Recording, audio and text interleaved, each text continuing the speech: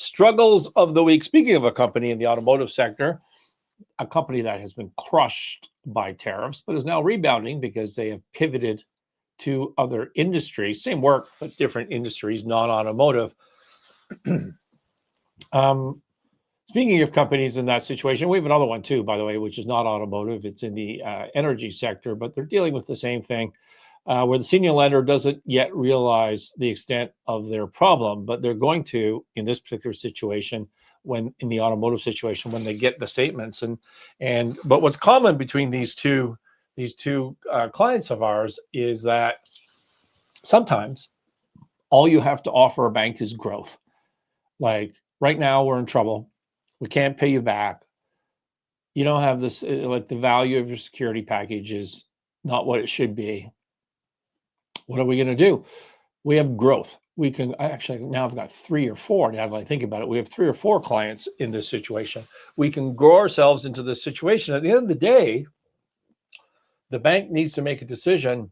Do they pull the plug now and take less, or do they try to work with the management team and grow and reestablish their value and exit at, a higher exit than they would if they did it right now? And so how do you convince a lender to do that? Because obviously it's better for the company. Well, sometimes, not obviously, sometimes it's better for the company to go through the process of growing and paying out the lender, say 100 cents on the dollar, rather than going through an insolvency today and paying the lender 50 cents on the dollar or 30 cents on the dollar.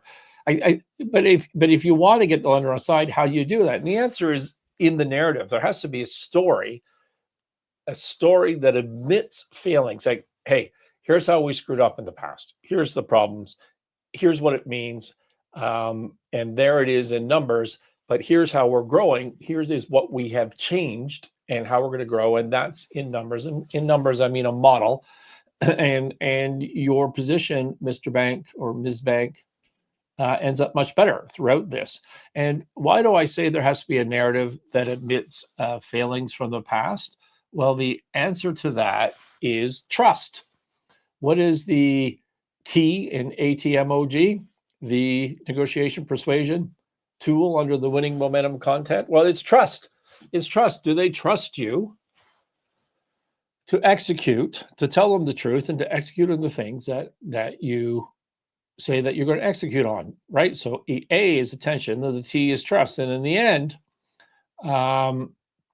it boils down to, does the bank want to pull the plug now and take a haircut or go along with you in management? And often the bank, even if they trust you, is going to pull the plug just